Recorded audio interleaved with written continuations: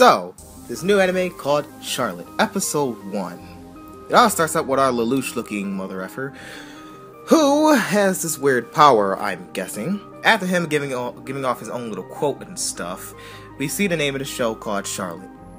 We see that, he says he has this weird power that he can switch body, well, switch his consciousness, I'm guessing. He starts the episode off with saying he was inside he switched his body for 5 seconds, which was actually inside this old lady, and he switched back to his own body. He kind of explains that, usually his body is injured or whatever when he switches bodies. He uses the power to an advantage in multiple times, like, doing lewd things, taking out bullies, I'm guessing, and, cheating his test. He cheated his way into high school, and a very high-class high school, I should say. He even cheated his way into being the #1 student into his classes. And, him being smart and amongst the girls popular, he's one of the most popular kids in school, even though he doesn't talk to anyone. There's even at one point where a girl tried to ask him out, but, he declined. Politely, though. He said, "I'm sorry, I have to study, and then after that I have to sleep," and, stuff like that. And she understood, but, she ran away screaming and stuff. Then we finally go over to him saying, actually, he does like a girl. And he explains, she, in his eyes, I'm guessing, is the Madonna of the school. He tries to get this Madonna by, going after this, by, guessing, trying to save, this Madonna's friend. He uses his powers to make her friend run off, and then, he makes a truck driver turn the truck over and try to hit the Madonna, I'm guessing. And, he switches his body back over and saves her. Even though I'm pretty sure he screwed over the truck driver.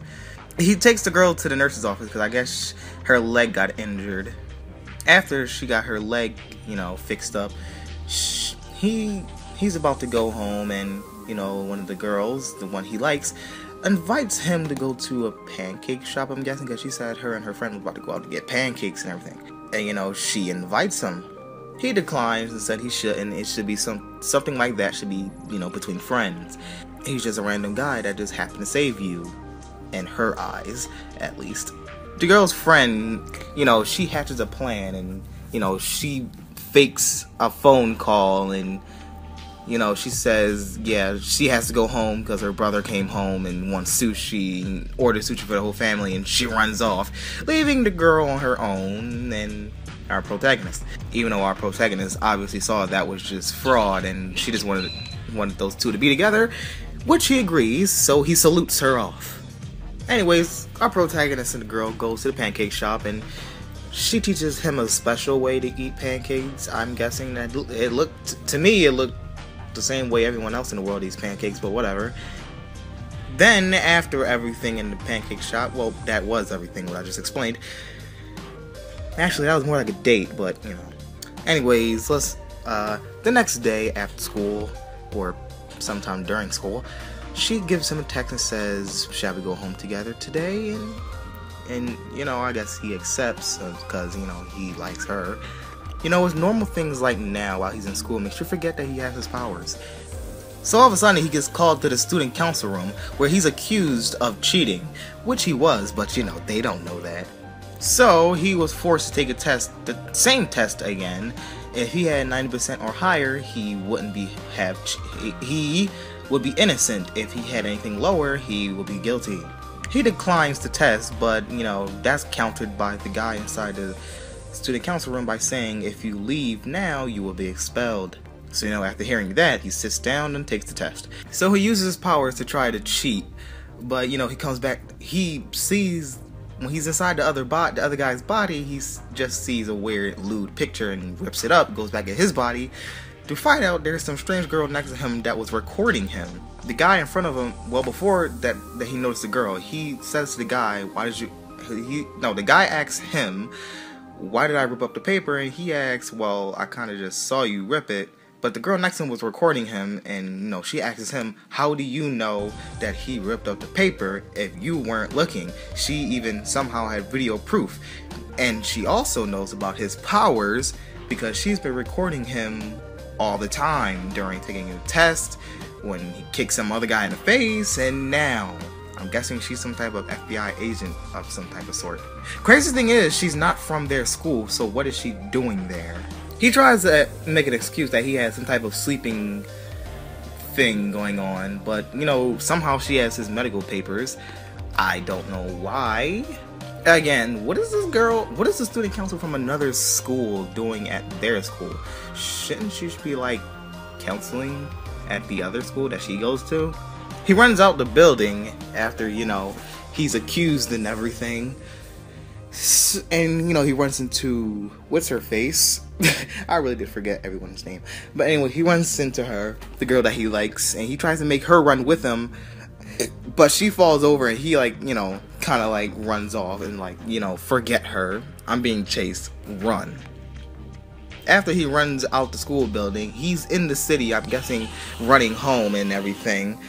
So when he's running home, he notices some speedy demon of hell is chasing him and is crashing into buildings, walls, signs, and everything. We can't see what the heck it was, but it was something fast and charging in everything. Only do we find out that it was the other guy that was chasing him in the school building, the blue-haired guy with the glasses, who I'm guessing was with that student council girl, because that doesn't look like the uniform of the protagonist.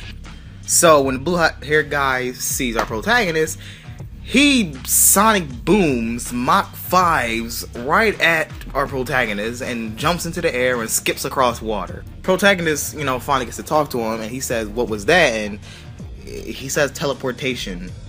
You know, visually, that doesn't look jack squat like teleportation. That just looks like you're moving very fast.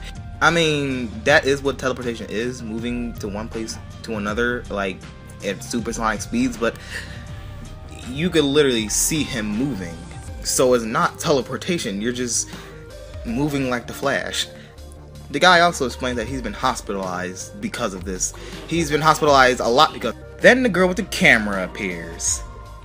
The girl basically explains that the powers that everyone, you know, I guess some people in the world gets, they come and go. They're kind of like an illness.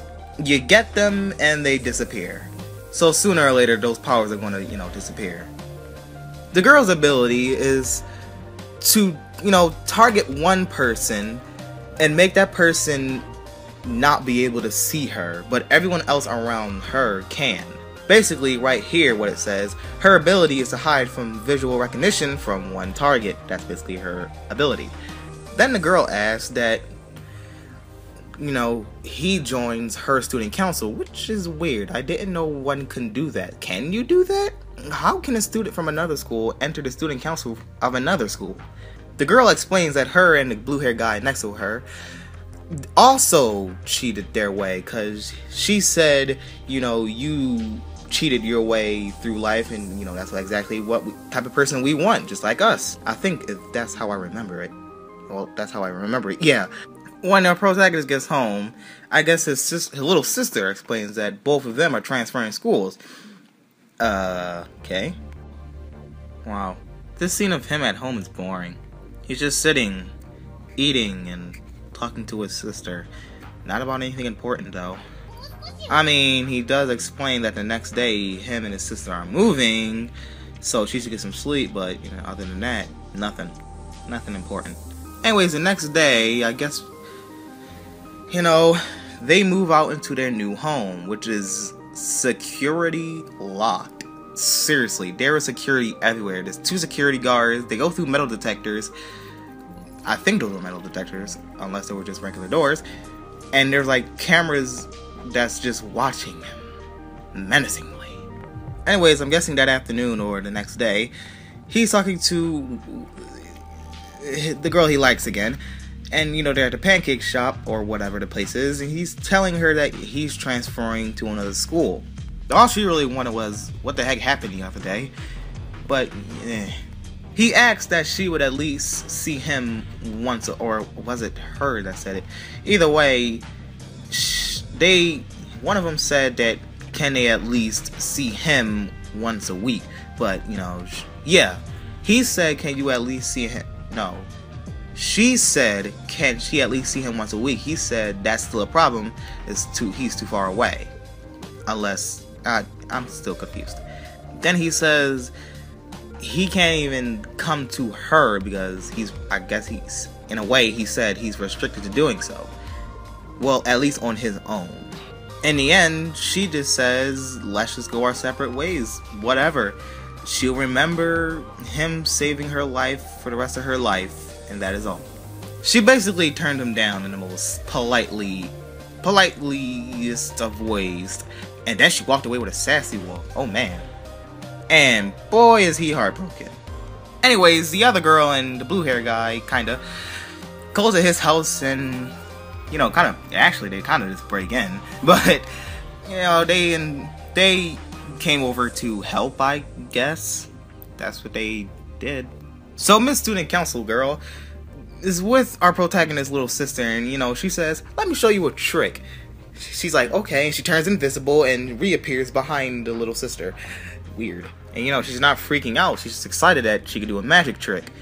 Oh boy, she thinks it's a magic trick.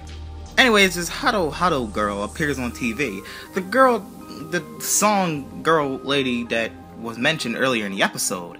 Apparently, she's this new fad that's out in Japan. And I guess the protagonist don't even know who she is either. He just found out it, actually. He says he's amazed something like that can even sell. It's clear, and then he says it's clearly a sign of the apocalypse. Anyways, that was the first episode of Charlotte. Yeah, watching this was really an adventure. I guess I'm seeing you all in the next one. See you then.